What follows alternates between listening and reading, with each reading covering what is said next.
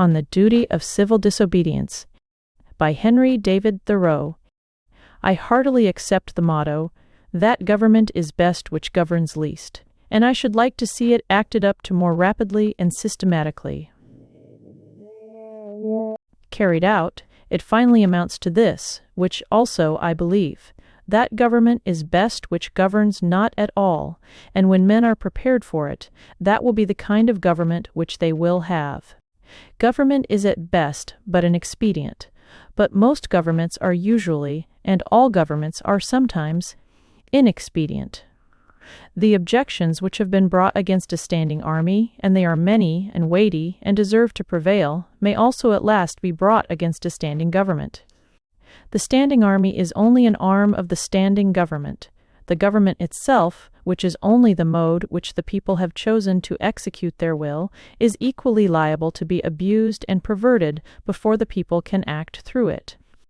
Witness the present Mexican War, the work of comparatively a few individuals using the standing government as their tool, for in the outset the people would not have consented to this measure. This American government, what is it but a tradition, though a recent one, endeavoring to transmit itself unimpaired to posterity, but each instant losing some of its integrity? It has not the vitality and force of a single living man, for a single man can bend it to his will. It is a sort of wooden gun to the people themselves, and, if ever they should use it in earnest as a real one against each other, it will surely split. But it is not the less necessary for this, for the people must have some complicated machinery or other, and hear its din, to satisfy that idea of government which they have. Governments show thus how successfully men can be imposed on, even impose on themselves, for their own advantage.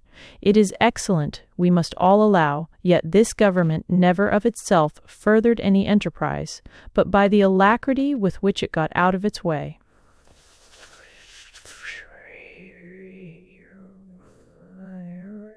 It does not settle the West. It does not educate. The character inherent in the American people has done all that has been accomplished, and it would have done somewhat more, if the government had not sometimes gotten its way. For government is an expedient, by which men would fain succeed in letting one another alone, and, as has been said, when it is most expedient, the governed are most let alone by it. Trade and commerce, if they were not made of India rubber, would never manage to bounce over obstacles which legislators are continually putting in their way, and, if one were to judge these men wholly by the effects of their actions, and not partly by their intentions, they would deserve to be classed and punished with those mischievous persons who put obstructions on the railroads. But, to speak practically and as a citizen, unlike those who call themselves no-government men, I ask for, not at once, no government, but at once a better government. Let every man make known what kind of government would command his respect, and that will be one step toward obtaining it.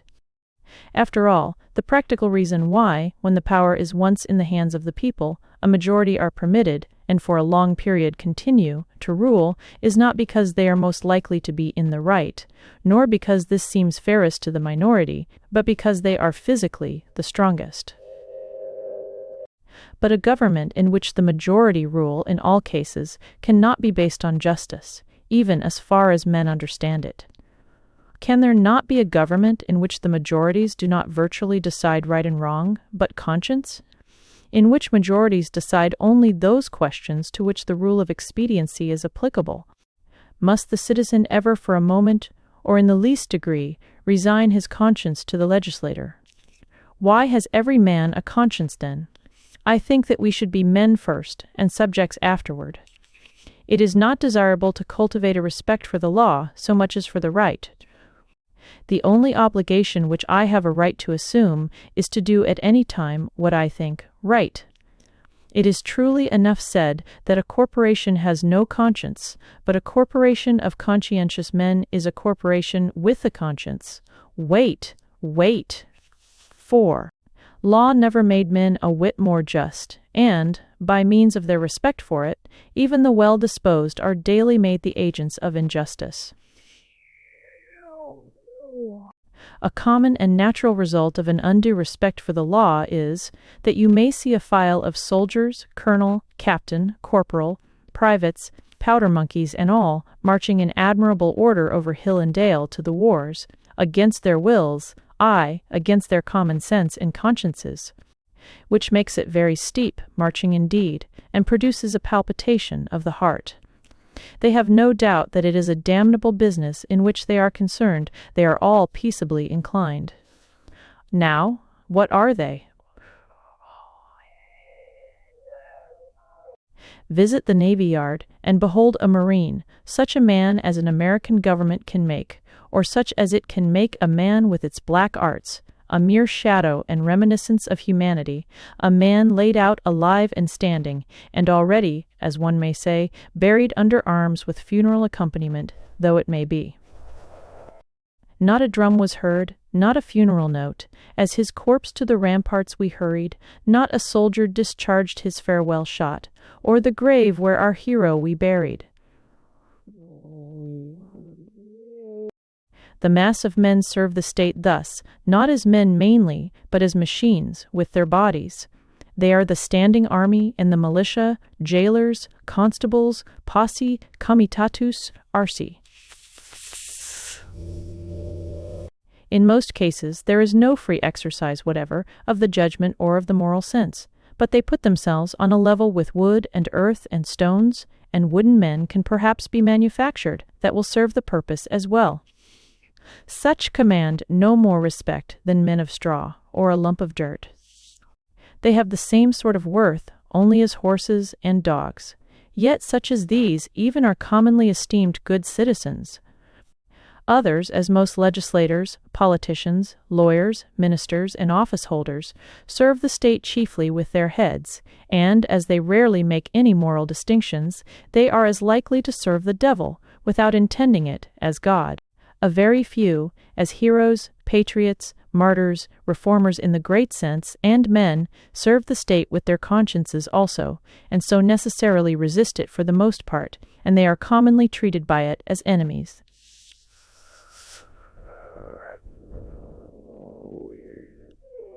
A wise man will only be useful as a man, and will not submit to be clay and stop a hole to keep the wind away, but leave that office to his dust at least.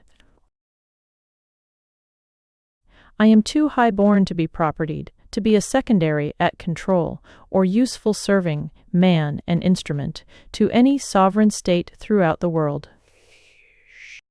He who gives himself entirely to his fellow men appears to them useless and selfish, but he who gives himself partially to them is pronounced a benefactor and philanthropist. How does it become a man to behave toward the American government today?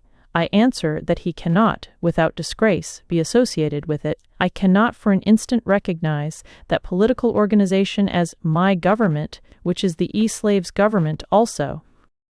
All men recognize the right of revolution, that is, the right to refuse allegiance to and to resist the government when its tyranny or its inefficiency are great and unendurable. But almost all say that such is not the case now. But such was the case, they think, in the Revolution of '75. If one were to tell me that this was a bad government because it taxed certain foreign commodities brought to its ports, it is most probable that I should not make an ado about it, for I can do without them. All machines have their friction, and possibly this does enough good to counterbalance the evil. At any rate, it is a great evil to make a stir about it. But when the friction comes to have its machine, and oppression and robbery are organized, I say, let us not have such a machine any longer. In other words, when a sixth of the population of a nation, which has undertaken to be the refuge of liberty, are slaves, and a whole country is unjustly overrun and conquered by a foreign army and subjected to military law, I think that it is not too soon for honest men to rebel and revolutionize. What makes this duty the more urgent is that fact that the country so overrun is not our own, but ours is the invading army. Paley, a common authority with many unmoral questions, in his chapter on the duty of submission to civil government, resolves all civil obligation into expediency, and he proceeds to say that so long as the interest of the whole society requires it, That is, so long as the established government cannot be resisted or changed without public inconveniency, it is the will of God that the established government be obeyed, and no longer. This principle being admitted, the justice of every particular case of resistance is reduced to a computation of the quantity of the danger and grievance on the one side, and of the probability and expense of redressing it on the other. Of this, he says, every man shall judge for himself. But Paley appears never to have contemplated those cases to which the rule of expediency does not apply, in which a people, as well as an individual, must do justice, cost what it may. If I have unjustly wrested a plank from a drowning man, I must restore it to him, though I drown myself. This, according to Paley, would be inconvenient, but he that would save his life in such a case shall lose it. This people must cease to hold slaves and to make war on Mexico, though it cost them their existence as a people. In their practice, nations agree with Paley, but does anyone think that Massachusetts does exactly what is right at the present crisis? In their practice, a drab of state, a cloth of silver slut, to have her train borne up, and her soul trail in the dirt. Practically speaking, the opponents to a reform in Massachusetts are not 100,000 politicians at the South, but 100,000 merchants and farmers here, who are more interested in commerce and agriculture than they are in humanity, and are not prepared to do justice to the slave and to Mexico. See. Each cost what it may. I quarrel not with far-off foes, but with those who, near at home, cooperate with and do the bidding of those far away, and without whom the latter would be harmless. We are accustomed to say that the mass of men are unprepared, but improvement is slow, because the few are not materially wiser or better than the many. It is not so important that many should be as good as you, as that there be some absolute goodness somewhere, for that will leaven the whole lump. There are thousands who are gin opinion opposed to slavery and to the war, who yet in effect do nothing to put an end to them, who, esteeming themselves children of Washington and Franklin, sit down with their hands in their pockets, and say that they know not what to do and do nothing, who even postpone the question of freedom to the question of free trade, and quietly read the prices, current along with the latest advices from Mexico, after dinner, and, it may be, fall asleep over them both. What is the price current of an honest man and patriot today? They hesitate, and they regret, and sometimes they petition, but they do nothing in earnest and with effect. They will wait, well disposed, for others to remedy the evil, that they may no longer have it to regret. At most, they give only a cheap vote, and a feeble countenance and Godspeed, to the right as it goes by them. There are 999 patrons of virtue to one virtuous man, but it is easier to deal with the real possessor of a thing than with the temporary guardian of it. All voting is a sort of gaming, like checkers or backgammon, with a slight moral tinge to it, a playing with right and wrong, with moral questions, and betting naturally accompanies it. The character of the voters is not staked. I cast my vote, perchance, as I think right, but I am not vitally concerned that that right should prevail. I am willing to leave it to the majority. Its obligation, therefore, never exceeds that of expediency. Even voting for the right is doing nothing for it. It is only expressing to men feebly your desire that it should prevail. A wise man will not leave the right to the mercy of chance, nor wish it to prevail through the power of the majority. There is but little virtue in the action of masses of men. When the majority shall at length vote for the abolition of slavery, it will be because they are indifferent to slavery, or because there is but little slavery left to be abolished by their vote. They will then be the only slaves. Only his vote can hasten the abolition of slavery who asserts his own freedom by his vote. I hear of a convention to be held at Baltimore, or elsewhere, for the selection of a candidate for the presidency, made up chiefly of editors and men who are politicians by profession. But I think, what is it to any independent, intelligent, and respectable man what decision they may come to? Shall we not have the advantage of his wisdom and honesty, nevertheless? Can we not count upon some independent votes? Are there not many individuals in the country who do not attend conventions? But no, I find that the respectable man, so called, has immediately drifted from his position and despairs of his country, when his country has more reasons to despair of him. He forthwith adopts one of the candidates thus selected as the only available one, thus proving that he is himself available for any purposes of the demagogue. His vote is of no more worth than that of any unprincipled foreigner or hireling native who may have been bought. Oh, for a man who is a man, and, as my neighbor says, has a bone in his back, which you cannot pass your hand through. Our statistics are at fault. The population has been returned too large. How many men are there to a square 1,000 miles in the country? Does not America offer any inducement for men to settle here? The American has dwindled into an odd fellow, one who may be known by the development of his organ of gregariousness and a manifest lack of intellect and cheerful self-reliance, hired, whose first and chief concern on coming into the world is to see that the almshouses are in good repair, and, before yet he has lawfully donned the virile garb, to collect a fund for the support of the widows and orphans that may be, who, in short, ventures to live only by the aid of the mutual insurance company, which is promised to bury him decently.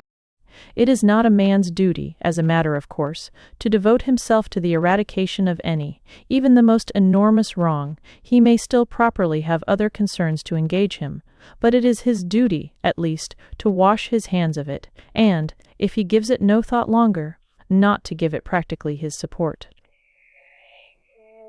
If I devote myself to other pursuits and contemplations, I must first see, at least, that I do not pursue them sitting upon another man's shoulders.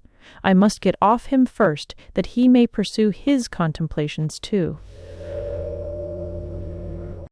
I have heard some of my townsmen say, I should like to have them order me out to help put down an insurrection of the slaves, or to march to Mexico, see if I would go, and yet these very men have each, directly by their allegiance, and so indirectly at least, by their money, furnished a substitute. The soldier is applauded who refuses to serve in an unjust war by those who do not refuse to sustain the unjust government which makes the war, is applauded by those whose own act and authority he disregards and sets at naught, or show is demperfor. As if the state were penitent, to that degree that it hired one to scourge it while it sinned, but not to that degree that it left off sinning for a moment. Thus, under the name of order and civil government, we are all made at last to pay homage to and support our own meanness. After the first blush of sin comes its indifference, and from immoral it becomes, as it were, unmoral, and not quite unnecessary to that life which we have made. The broadest and most prevalent error requires the most disinterested virtue to sustain it. The slight reproach to which the virtue of patriotism is commonly liable, the noble are most likely to incur. Those who, while they disapprove of the character and measures of a government, yield to it their allegiance and support, are undoubtedly its most conscientious supporters, and so frequently the most serious obstacles to reform. Some are petitioning the state to dissolve the Union, to disregard the requisitions of the President. Why do they not dissolve it themselves, the union between themselves and the state, and refuse to pay their quota into its treasury? Do not they stand in same relation to the state that the state does to the Union? And have not the same reasons prevented the state from resisting the Union which have prevented them from resisting the state? How can a man be satisfied to entertain an opinion merely, and enjoy it? Is there any enjoyment in it, if his opinion is that he is aggrieved? If you are cheated out of a single dollar by your neighbor, you do not rest satisfied with knowing you are cheated, or with saying that you are cheated, or even with petitioning him to pay you your due, but you take effectual steps at once to obtain the full amount, and see that you are never cheated again. Action from principle, the perception and the performance of right, changes things and relations. It is essentially revolutionary, and does not consist wholly with anything which was. It not only divided states and churches, It divides families, aye, it divides the individual, separating the diabolical in him from the divine. Unjust laws exist. Shall we be content to obey them? Or shall we endeavor to amend them, and obey them until we have succeeded? Or shall we transgress them at once? Men generally, under such a government as this, think that they ought to wait until they have persuaded the majority to alter them. They think that, if they should resist, the remedy would be worse than the evil. But it is the fault of the government itself that the remedy is worse than the evil. It makes it worse. Why is it not more apt to anticipate and provide for reform? Why does it not cherish its wise minority? Why does it cry and resist before it is hurt? Why does it not encourage its citizens to be on the alert to point out its faults and do better than it would have them? Why does it always crucify Christ and excommunicate Copernicus and Luther and pronounce Washington and Franklin rebels? One would think that a deliberate and practical denial of its authority was the only offense never contemplated by government. Else, why has it not assigned its definite, its suitable and proportionate penalty? If a man who has no property refuses but once to earn 9 shillings for the state, he is put in prison for a period unlimited by any law that I know, and determined only by the discretion of those who placed him there. But if he should steal 90 times 9 shillings from the state, he is soon permitted to go at large again. If the injustice is part of the necessary friction of the machine of government, let it go, let it go. Perchance it will wear smooth. Certainly the machine will wear out. If the injustice has a spring, or a pulley, or a rope, or a crank exclusively for itself, then perhaps you may consider whether the remedy will not be worse than the evil. But if it is of such a nature that it requires you to be the agent of injustice to another, then, I say, break the law. Let your life be a counter-friction to stop the machine. What I have to do is to see, at any rate, that I do not lend myself to the wrong which I condemn. As for adopting the ways which the state has provided for remedying the evil, I know not of such ways. They take too much time, and a man's life will be gone. I have other affairs to attend to. I came into this world not chiefly to make this a good place to live in, but to live in it, be it good or bad. A man has not everything to do, but something, and because he cannot do everything, it is not necessary that he should do something wrong. It is not my business to be petitioning the governor or the legislature any more than it is theirs to petition me, and, if they should not hear my petition, what should I do then? But in this case the state has provided no way. Its very constitution is the evil. This may seem to be harsh and stubborn and unconciliatory, but it is to treat with the utmost kindness and consideration the only spirit that can appreciate or deserves it. So is all change for the better, like birth and death which convulse the body.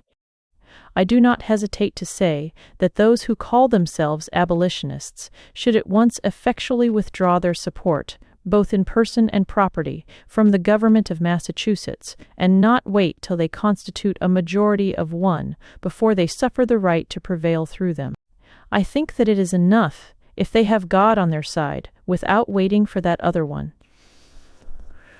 Moreover, any man more right than his neighbors constitutes a majority of one already.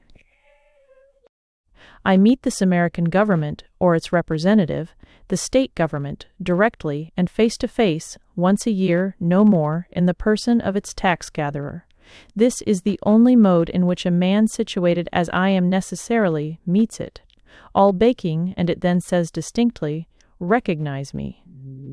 And the simplest, the most effectual, and, in the present posture of affairs, the indispensablest mode of treating with it on this head, of expressing your little satisfaction with and love for it, is to deny it then. My civil neighbor, the tax-gatherer, is the very man I have to deal with, for it is, after all, with men and not with parchment that I quarrel, and he has voluntarily chosen to be an agent of the government. How shall he ever know well what he is and does as an officer of the government, or as a man, until he is obliged to consider whether he shall treat me, his neighbor, for whom he has respect, as a neighbor and well-disposed man, or as a maniac and disturber of the peace, and see if he can get over this obstruction to his neighborliness without a ruder and more impetuous thought or speech corresponding with his action. I know this well, that if 1,000, if 100, if 10 men whom I could name, if 10 honest men only, aye, if one is honest man, in this state of Massachusetts, ceasing to hold slaves, were actually to withdraw from this co-partnership, and be locked up in the county jail therefore, it would be the abolition of slavery in America. For it matters not how small the beginning may seem to be, what is once well done is done forever. But we love better to talk about it. That, we say, is our mission. Reform keeps many scores of newspapers in its service, but not one man.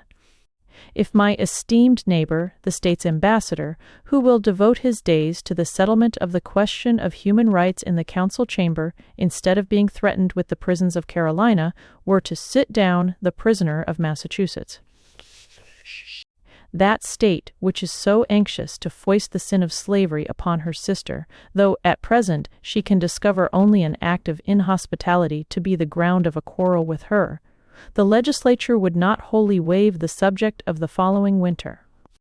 Under a government which imprisons any unjustly, the true place for a just man is also a prison. The proper place today, the only place which Massachusetts has provided for her, freer and less desponding spirits, is in her prisons, to be put out and locked out of the state by her own act, as they have already put themselves out by their principles. It is there that the fugitive slave, and the Mexican prisoner on parole, and the Indian come to plead the wrongs of his race, should find them, on that separate but more free and honorable ground, where the state places those who are not with her but against her. The only house in a slave state in which a free man can abide with honor. If any think that their influence would be lost there, and their voices no longer afflict the ear of the state, that they would not be as an enemy within its walls, they do not know by how much truth is stronger than error, nor how much more eloquently and effectively he can combat injustice who has experienced a little in his own person. Cast your whole vote, not a strip of paper merely, but your whole influence. A minority is powerless, while it conforms to the majority. It is not even a minority then, but it is irresistible when it clogs by its whole weight. If the alternative is to keep all just men in prison, or give up war and slavery, the state will not hesitate which to choose. If 1,000 men were not to pay their tax bills this year, that would not be a violent and bloody measure, as it would be to pay them and enable the state to commit violence and shed innocent blood. This is, in fact, the definition of a peaceable revolution, if any such is possible. If the tax-gatherer, or any other public officer, asks me, as one has done, "But what shall I do?" my answer is, if you really wish to do anything, resign your office.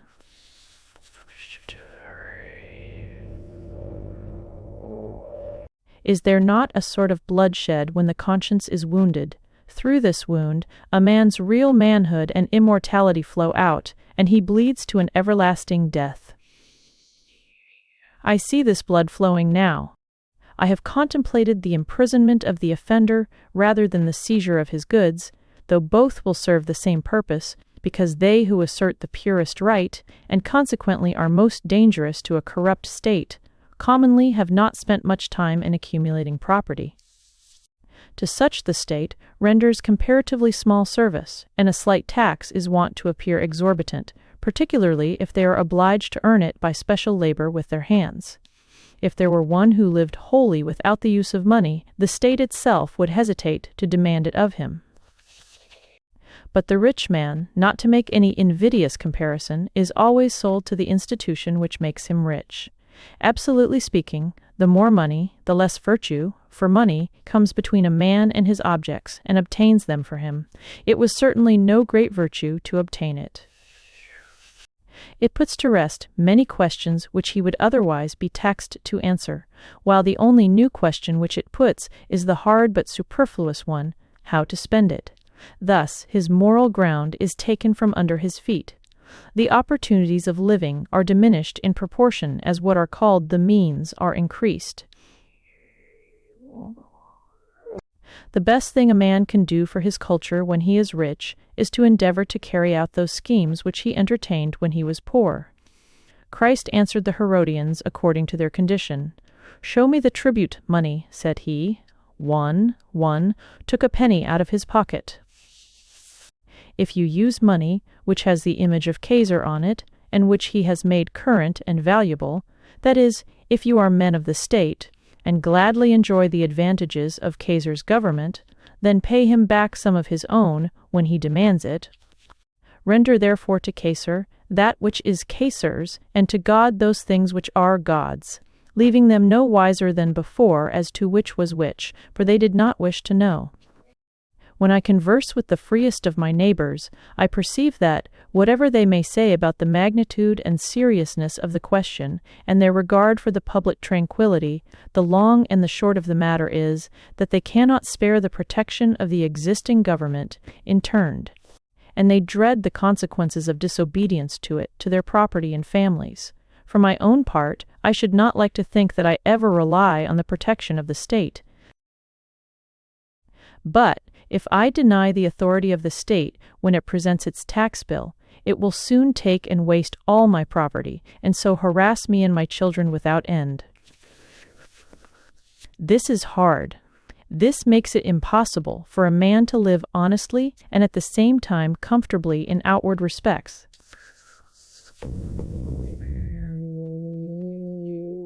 It will not be worth the while to accumulate property, that would be sure to go again.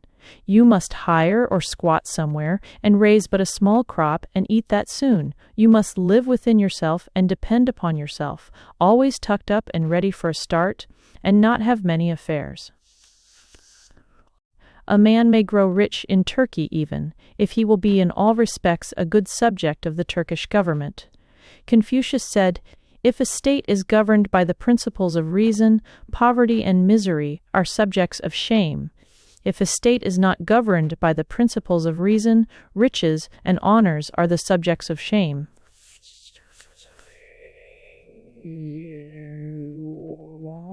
No, until I want the protection of Massachusetts to be extended to me in some distant southern port, where my liberty is endangered, or until I am bent solely on building up an estate at home by peaceful enterprise, I can afford to refuse allegiance to Massachusetts and her right to my property and life.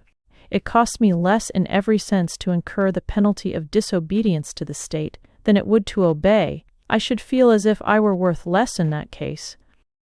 Some years ago, the state met me in behalf of the church and commanded me to pay a certain sum toward the support of a clergyman whose preaching my father attended, but never I myself.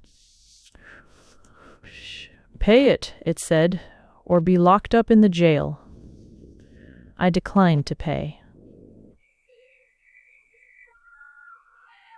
I did not see why the schoolmaster should be taxed to support the priest, and not the priest the schoolmaster, for I was not the state's schoolmaster, but I supported myself by voluntary subscription.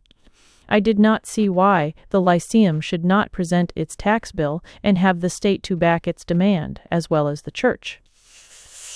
However, at the request of the selectmen, I condescended to make some such statement as this in writing. Know all men by these presents that I, Henry Thoreau, do not wish to be regarded as a member of any incorporated society which I have not joined.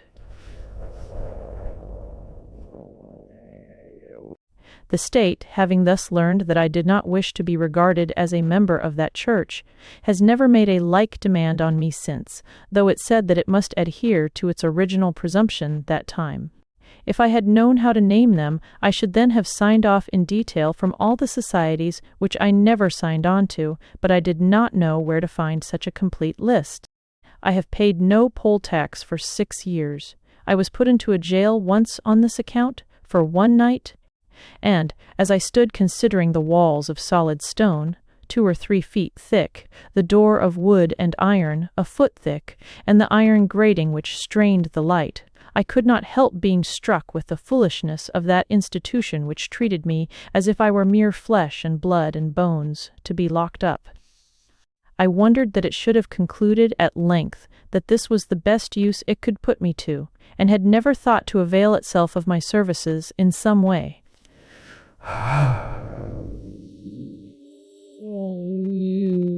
I saw that, if there was a wall of stone between me and my townsmen, there was a still more difficult one to climb or break through before they could get to be as free as I was.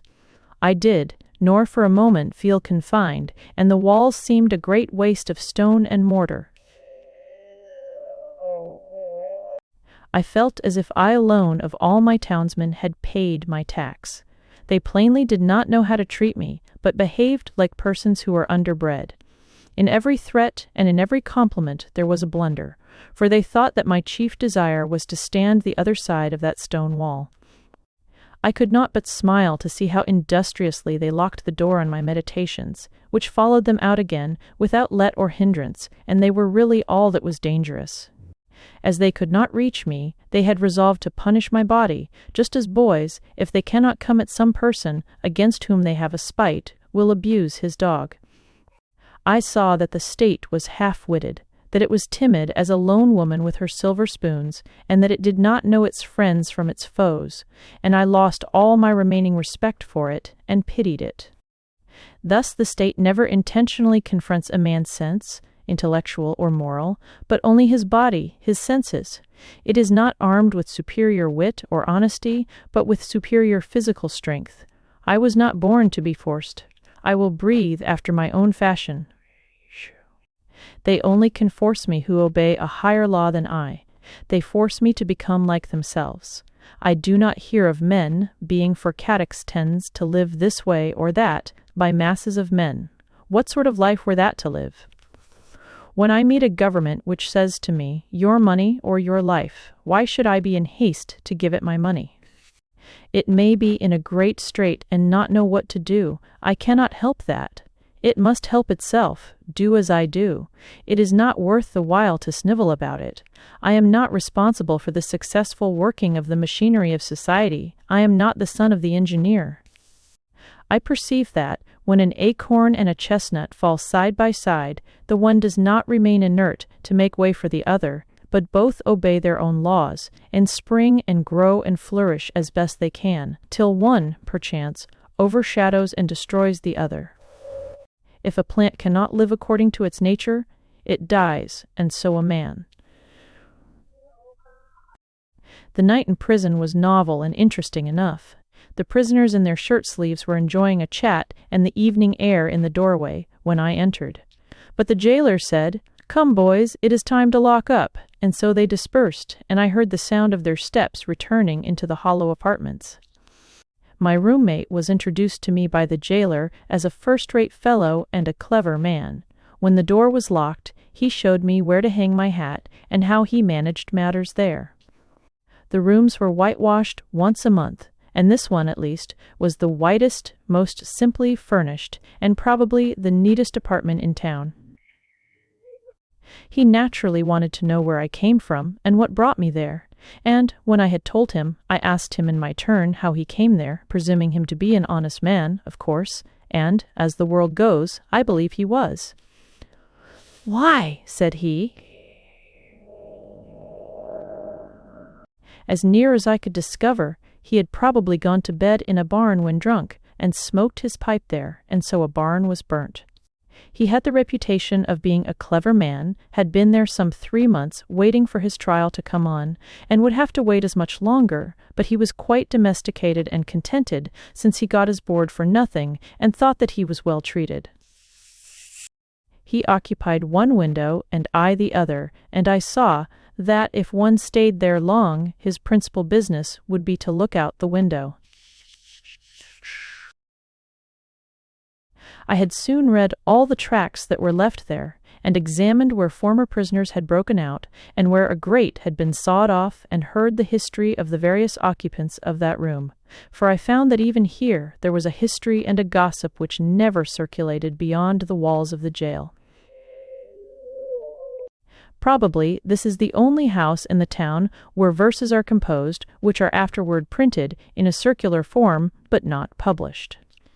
I was shown quite a long list of verses which were composed by some young men who had been detected in an attempt to escape, who avenged themselves by singing them. I pumped my fellow prisoner as dry as I could, for fear I should never see him again, but at length he showed me which was my bed, and left me to blow out the lamp. It was like traveling into a far country, such as I had never expected to behold, to lie there for one night. It seemed to me that I never had heard the town clock strike before, nor the evening sounds of the village, for we slept with the windows open, which were inside the grating. It was to see my native village in the light of the Middle Ages, and our Concord was turned into a Rhine stream, and visions of knights and castles passed before me. They were the voices of old burghers that I heard in the streets.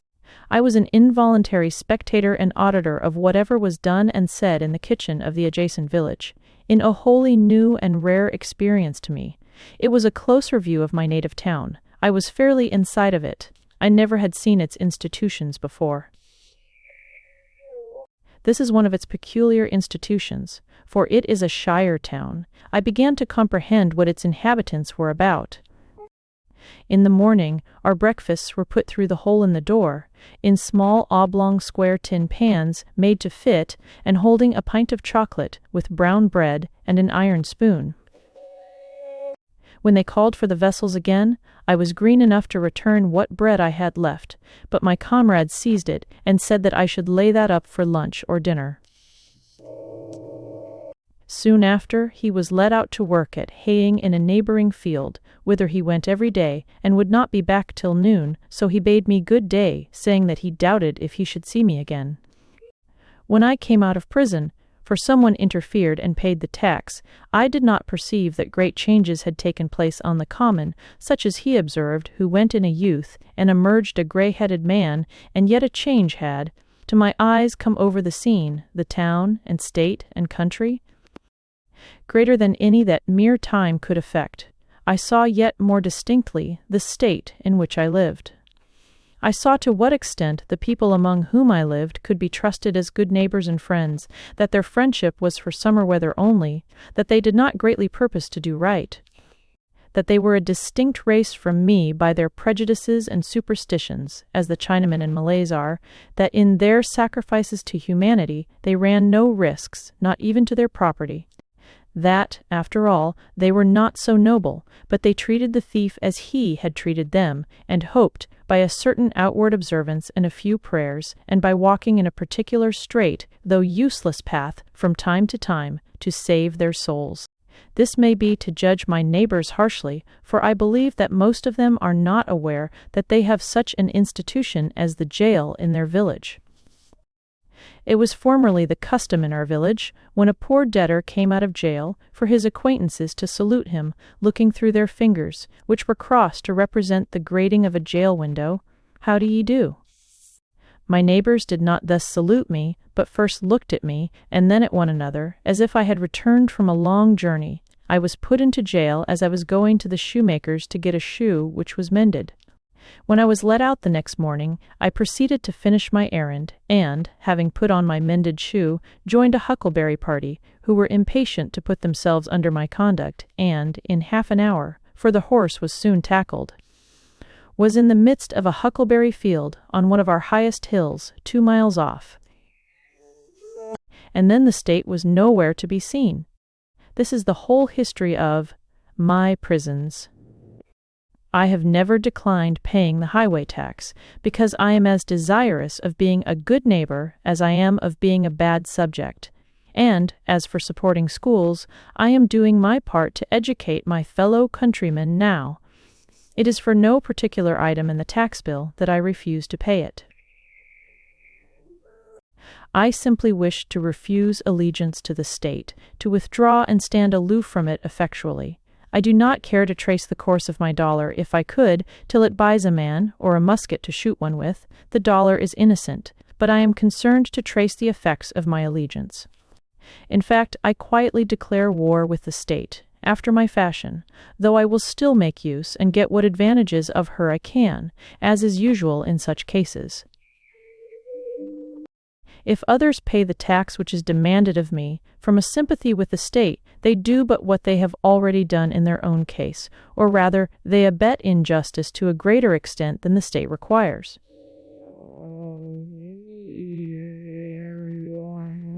If they pay the tax from a mistaken interest in the individual taxed to save his property or prevent his going to jail, it is because they have not considered wisely how far they let their private feelings interfere with the public good. This, then, is my position at present.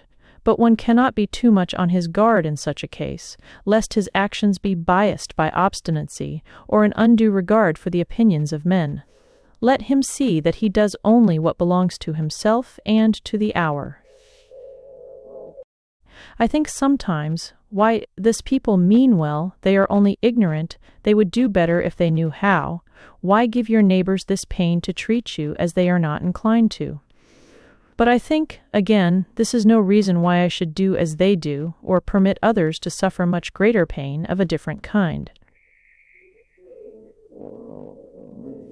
Again, I sometimes say to myself, when many millions of men, without heat, without ill will, without personal feeling of any kind, demand of you a few shillings only, without the possibility, such is their constitution, of retracting or altering their present demand, and without the possibility, on your side, it's yesterday, of appeal to any other millions, why expose yourself to this overwhelming brute force? You do not resist cold and hunger, the winds and the waves, thus obstinately you quietly submit to 1,000 similar necessities. You do not put your head into the fire.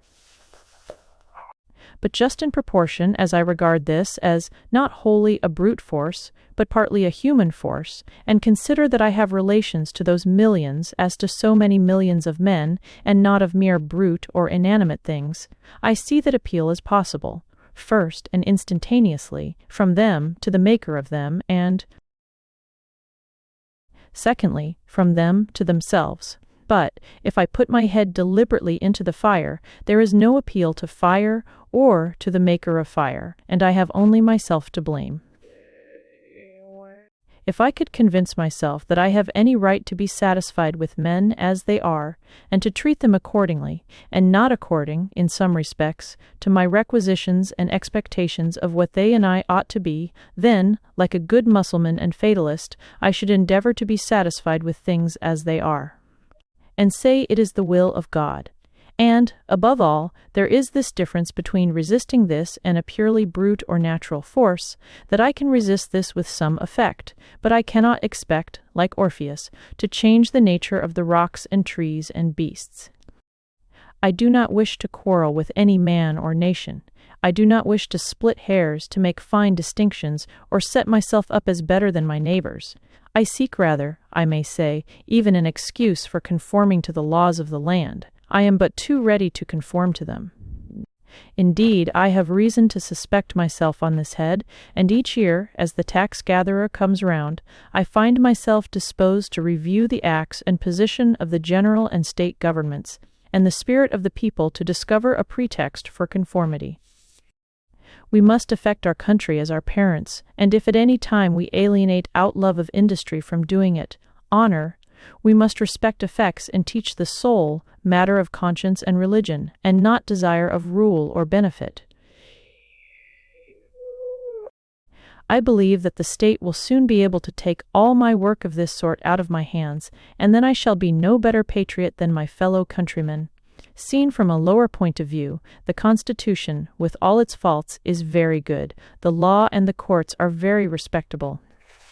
Even this state and this American government are, in many respects, very admirable, and rare things to be thankful for, such as a great many have described them, seen from a higher still, and the highest, who shall say what they are, or that they are worth looking at or thinking of at all. However, the government does not concern me much, and I shall bestow the fewest possible thoughts on it. It is not many moments that I live under a government, even in this world. If a man is thought-free, fancy-free, imagination-free, that which is not never, for a long time appearing to be to him, unwise rulers or reformers, cannot fatally interrupt him. I know that most men think differently from myself, but those whose lives are by profession devoted to the study of these or kindred subjects content me as little as any. Statesmen and legislators, standing so completely within the institution, never distinctly and nakedly behold it. They speak of moving society, but have no resting place without it. They may be men of a certain experience and discrimination, and have no doubt invented ingenious and even useful systems, for which we sincerely thank them, but all their wit and usefulness lie within certain not very wide limits. They are wont to forget that the world is not governed by policy and expediency. Webster never goes behind government, and so cannot speak with authority about it. His words are wisdom to those legislators who contemplate no essential reform in the existing government, but for thinkers and those who legislate for all time, he never once glances at the subject. I know of those whose serene and wise speculations on this theme would soon reveal the limits of his mind's range and hospitality. Yet, compared with the cheap professions of most reformers, and the still cheaper wisdom and eloquence of politicians in general, his are almost the only sensible and valuable words, and we thank heaven for him. Comparatively, he is always strong, original, and, above all, practical. Still, his quality is not wisdom, but prudence. The lawyer's truth is not truth, but consistency, or a consistent expediency. Truth is always in harmony with herself, and is not concerned chiefly to reveal the justice that may consist with wrongdoing. He well deserves to be called, as he has been called, the defender of the Constitution. There are really no blows to be given by him but defensive ones. He is not a leader, but a follower. His leaders are the men of '87. I have never made an effort, he says, and never propose to make an effort.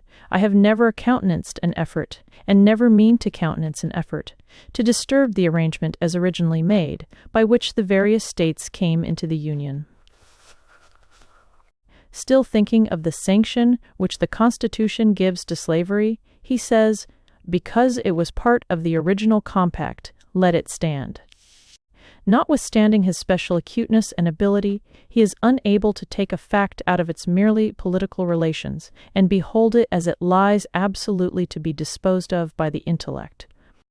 What, for instance, it behoves a man to do here in America today with regard to slavery, but ventures, or is driven, to make some such desperate answer as the following, while professing to speak absolutely and as a private man, from which what new and singular code of social duties might be inferred.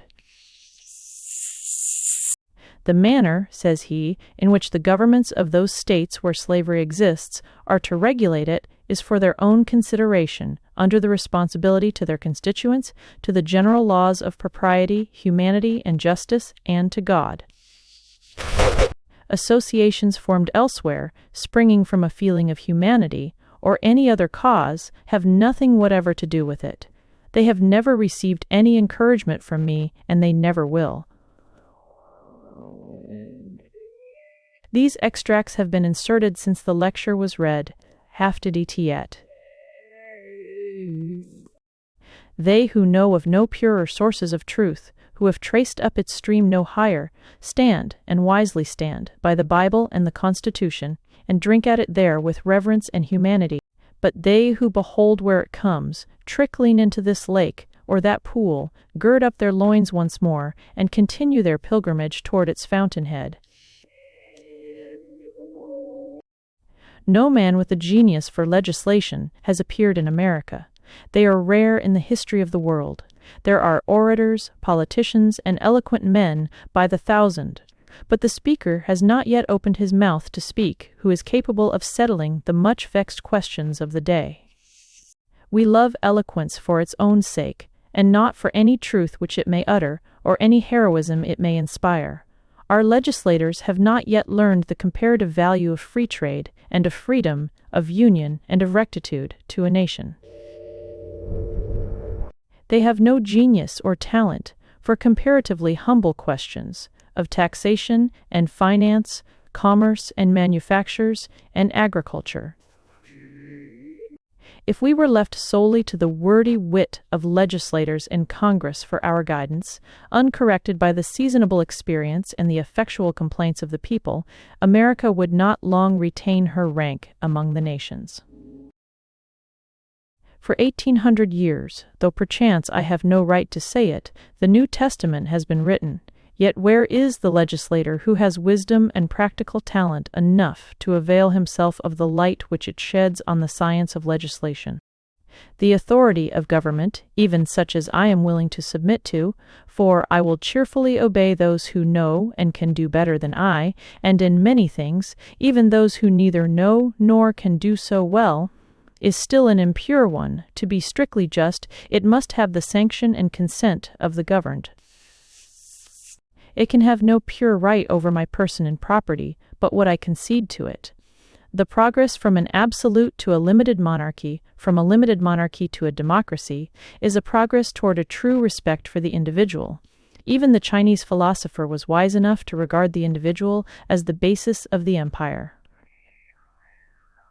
Is a democracy, such as we know it, the last improvement possible in government?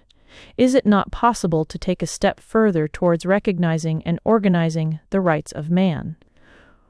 There will never be a really free and enlightened state until the state comes to recognize the individual as a higher and independent power, from which all its own power and authority are derived, and treats him accordingly. I please myself with imagining a state at last which can afford to be just to all men and to treat the individual with respect as a neighbor, which even would not think it inconsistent with its own repose, if a few were to live aloof from it, not meddling with it nor embraced by it, who fulfilled all the duties of neighbors and fellow men. A state which bore this kind of fruit, and suffered it to drop off as fast as it ripened, would prepare the way for a still more perfect and glorious state, which also I have imagined, but not yet anywhere seen. Thanks for listening to On the Duty of Civil Disobedience by Henry David Thoreau.